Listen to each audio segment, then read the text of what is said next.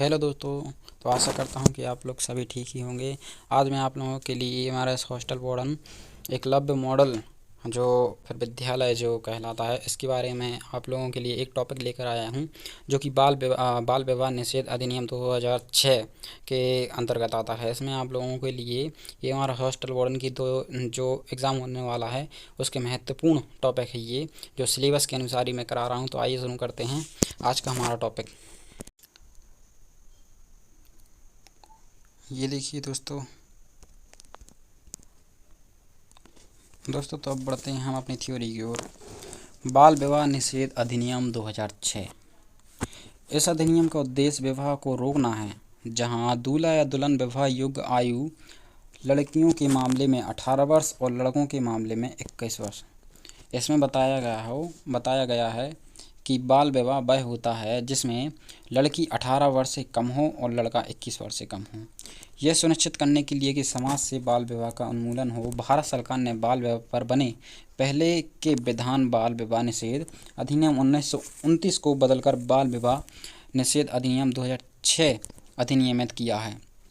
दोस्तों, सबसे पहले इसकी शुरुआत बाल विवाह की 1929 में, वैसे बना तो 1928 में था, जिसे शारदा एक्ट के नाम से भी जाना जाता है। ये भारत का पहला ऐसा अधिनियम था जो बाल विवाह की ओर इशारा करता है, और पर भारत में से लागू 1929 में किया गया था, इसलिए इसकी शुरुआती डेट भी 1929 लिखी जाती है। दोस्तों आगे बढ़ते हैं। इससे नए अधिनियम बाल विवाह पर रोक लगाने, पीड़ित को राहत और सुरक्षा देने का प्रावधान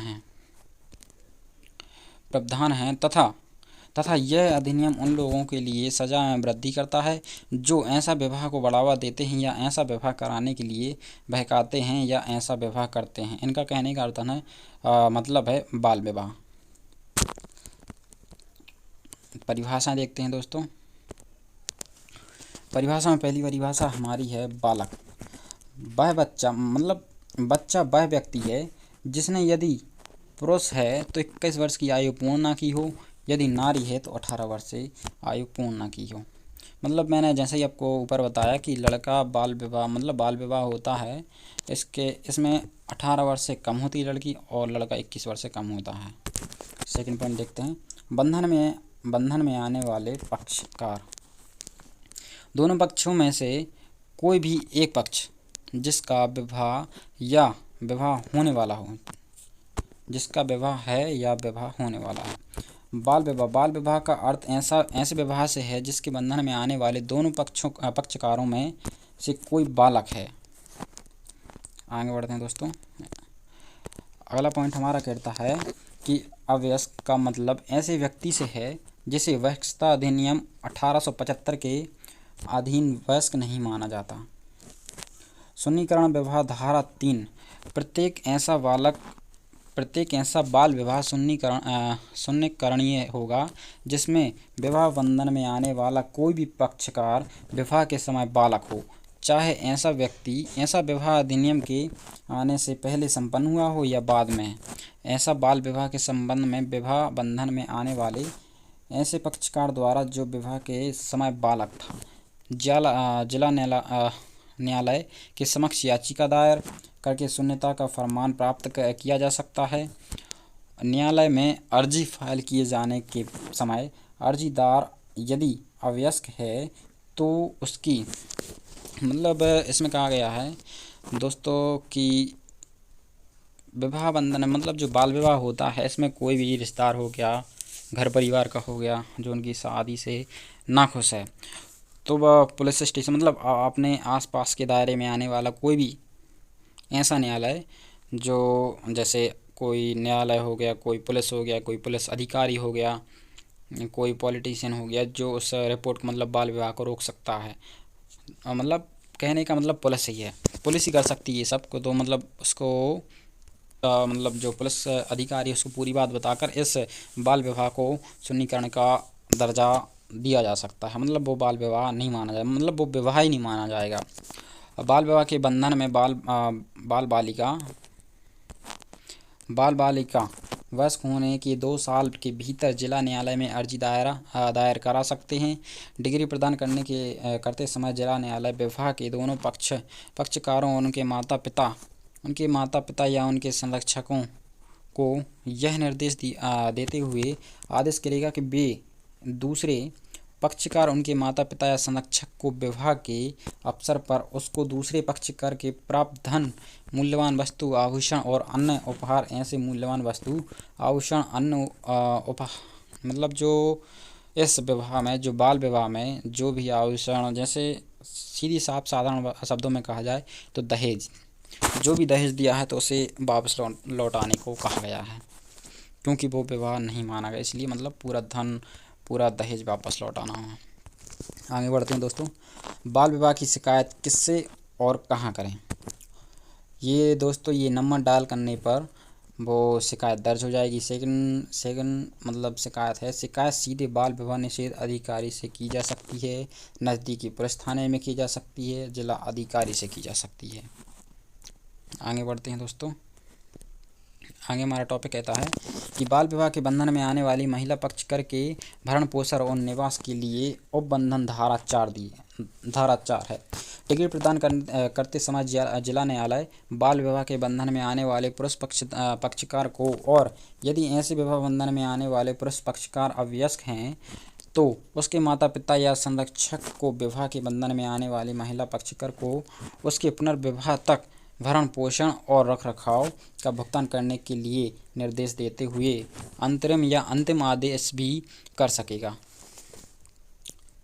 दिए जाने वाले भरण पोषण की मात्रा निर्णय जिला न्यायालय द्वारा बालक की आवश्यकताओं, अपने विवाह के दौरान ऐसे बालक द्वारा भोगी गई जीवन शैली और भुगतान प्रदान करने के लिए पक्षकर की आय के साधनों को ध्यान में रखते हुए किया जाएगा। भरण पोषण की रकम भुगतान मासिक राशि के रूप में करने का निर्देश दिया जा सकता है। धारा 4 कहती है दोस्तों, धारा 4 क्या कहती है? धारा 4 कहती है बाल विवाह में जन्मे बालकों का भरण पोषण और अभिरक्षा। ये दोस्तों इसमें कहा गया है कि जहां बाल विवाह के जन्मे बालक, मतलब जो बाल विवाह हो जाता है उसी के मतलब अंदर किसी बालक का जन्म हो जाता है तो उसका क्या होता है, वहाँ जिला न्यायालय ऐसे बालकों की अभिरक्षा के लिए समुचित आदेश करेगा। इस धारा के अधीन किसी बालक की अभिरक्षा के लिए कोई आदेश करते समय बालक के कल्याण सर्वोच्चतम हितों पर जिला न्यायालय द्वारा सर्वप्रति ध्यान दिया जाता है। न्यायालय रखरखाव के उचित आदेश भी देगा और मुलाकात के आदेश भी जारी करेगा।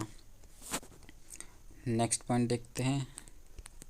नेक्स्ट पॉइंट हमारा कहता है कि बाल विवाहों में जन्मे बालकों की धर्म ज्ञाता। धारा 6 डिग्री किए जाने से पहले ऐसे विवाह से जन्मे या गर्भविहित प्रत्येक बालक वैध माना जाता है।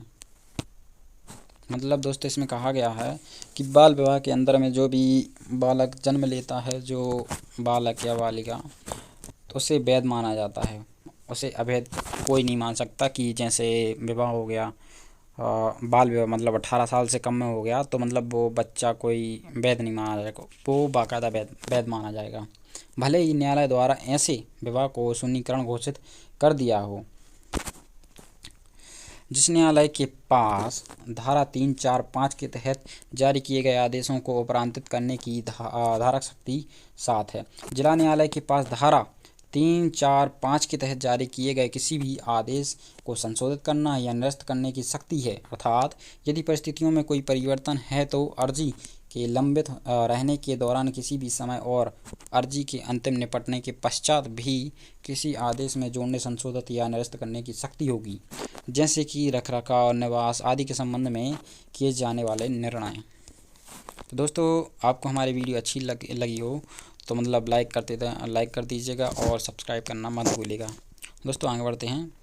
आगे हमारा पॉइंट कहता है कि वह न्यायालय जिसमें अर्जी दी जानी चाहिए। धारा 8 बाल विवाह के बंधन में आने वाली महिला पक्ष करके भरण पोषण और निवास के लिए बाल विवाह में जन्मे बालकों के भरण पोषण और अभिरक्षा के लिए आवेदन उस जिला न्यायालय के समक्ष ले जाया जा सकता है जहां अधिकारों के क्षेत्र, जैसे प्रतिवादी बच्चा रहता है, जहां विवाह का उत्सव हुआ, जहां पक्षकार अंतिम बार रहे या थे। यहाँ याचिकाकर्ता याचिका की प्रस्तुति की तारीख पर निवास कर रहा है।